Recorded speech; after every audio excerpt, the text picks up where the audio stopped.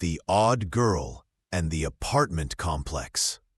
This last confession comes from a user who lived in a large apartment complex on the outskirts of a bustling city. The complex was fairly new, with modern amenities and a diverse mix of residents, young professionals, families, and a few elderly folks. Our narrator, let's call her Chloe, worked a demanding job and often came home late, exhausted, but looking forward to the quiet of her apartment. One evening, as she was getting off the elevator on her floor, she saw a girl standing in the hallway. She looked to be around 8 or 9 years old, maybe 10, dressed in a faded, slightly too big dress, her hair disheveled and falling over her face. What immediately caught Chloe's attention was the girl's stillness. She was standing perfectly still, facing a blank wall, not moving, not making a sound, like a forgotten doll. Her back was to Chloe. Chloe felt a pang of concern. It was late, past midnight. Why was a child out here alone? "Are you okay, sweetie?" Chloe asked gently, her voice soft and reassuring. "Are you lost? Do you need help?" The girl didn't respond. She didn't even flinch, not a single tremor. She just stood there, staring at the wall, utterly motionless. Chloe approached cautiously, her concern quickly turning into a creeping unease. "Do you know which apartment is yours? Can I help you find your parents?" Still no response. Chloe was about 5 feet away now. She noticed the girl's hands were clasped tightly behind her back, almost unnaturally so. Her head was slightly bowed. There was something profoundly unsettling about her stillness, her complete lack of reaction. It wasn't the natural stillness of a child lost in thought. It was the stillness of a statue, a mannequin, devoid of life. Chloe extended a hand, about to gently touch the girl's shoulder, when she saw it. Through a gap in the girl's disheveled hair, Chloe caught a glimpse of her ear, or rather, where her ear should have been. It wasn't quite right. It was flat, almost featureless, like it had been pressed tightly against her head for a long time, or perhaps was misshapen, not quite human. And then Chloe noticed the faint, rhythmic tap-tap-tap sound, extremely low, almost imperceptible, like a tiny, insistent drum. It was coming from the girl, from her very being. Chloe quickly withdrew her hand, a jolt of pure instinctual fear shooting through her. The hairs on her arms stood on end. There was something deeply, terribly wrong here. She didn't know what it was, but every instinct screamed at her to get away, to escape. She mumbled, "Well, if you need help, let me know," her voice barely a whisper, and quickly fumbled with her keys, unlocking her apartment door, slipping inside and locking it with a frantic, echoing click. She pressed her ear to the door, listening intently, her heart hammering. Silence. Complete, utter silence. No footsteps, no cries, nothing. Just the phantom tap-tap-tap echoing in her mind. Chloe spent a restless night, tossing and turning, convinced she'd imagined the whole thing, or that the girl was just a very odd child with some kind of developmental issue. She decided not to tell anyone. It sounded too strange, too unbelievable. The next few weeks passed without incident. Chloe almost forgot about the girl, dismissing it as a strange late-night hallucination. Until one afternoon, she was leaving her apartment, heading to work. As she opened her door, she saw her.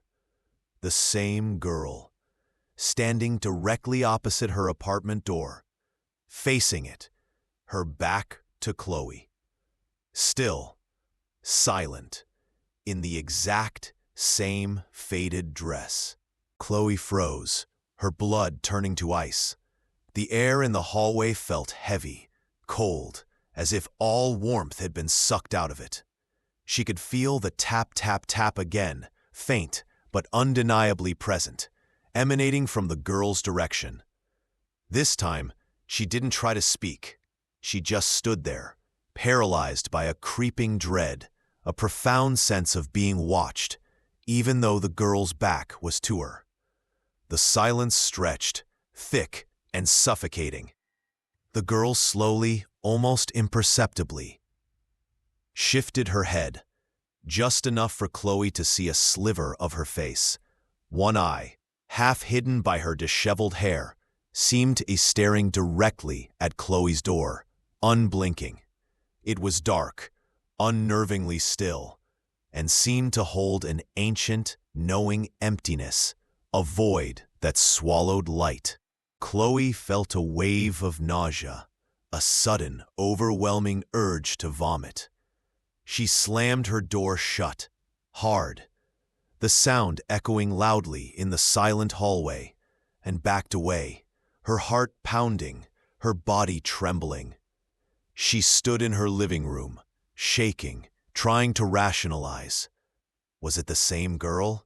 Was it a trick of the light?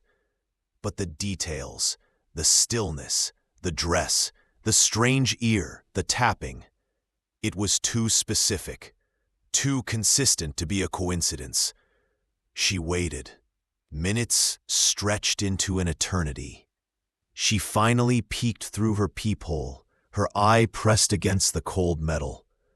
The hallway was empty, utterly empty, as if the girl had simply dissolved. Chloe started coming home at different times, taking different elevators, trying to break any perceived pattern. She began to feel constantly on edge, always checking the hallway before opening her door, always glancing over her shoulder. She started taking the stairs, even though she lived on the 10th floor, just to avoid the elevator and the possibility of seeing her again, of encountering that motionless, silent presence.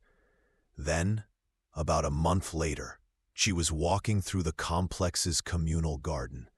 It was a sunny Saturday afternoon, full of children playing, parents chatting, a vibrant scene of normalcy. Chloe felt a sense of relief, a brief respite from her paranoia. She sat on a bench, scrolling on her phone, trying to relax. Suddenly, the familiar prickle on her neck returned, a cold, unwelcome sensation. She looked up, and there, standing at the very edge of the garden, facing away from everyone, was the girl. The same girl, in the same faded dress. She was standing, perfectly still, facing a thick, unkempt bush, her back to the entire bustling garden, completely oblivious to the world around her. No one else seemed to notice her. Parents were laughing, children were shouting, completely oblivious to the unsettling presence, the oddity in their midst. But Chloe saw her, and this time she saw the girl's shoulder move, a tiny, repetitive motion, as if she was tapping something against the bush. That faint tap, tap, tap sound, too quiet to carry over the garden noises, but Chloe knew it was there, a chilling, rhythmic pulse. Chloe couldn't take it anymore.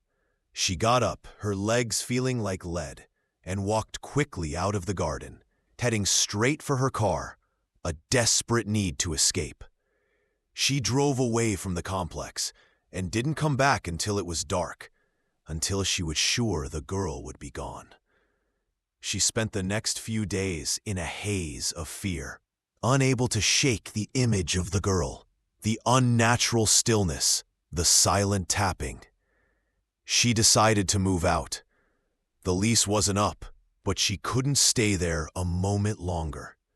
The thought of encountering that silent, unmoving figure again, Her blank stare, the strange tapping, the mystery of her existence. It was too much.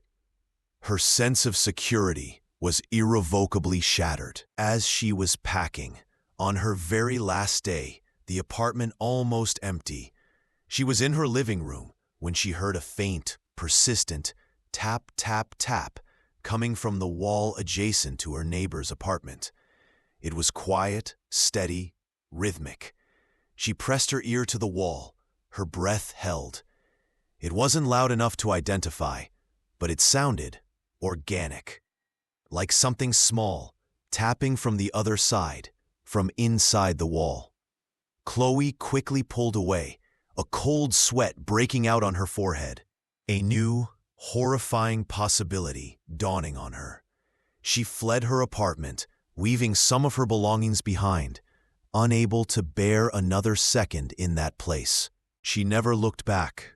She never saw the girl again, and she hopes, with every fiber of her being, that she never, ever meets that strange, silent child who tapped against walls, whose eyes held such an empty gaze, whose presence defied all logic.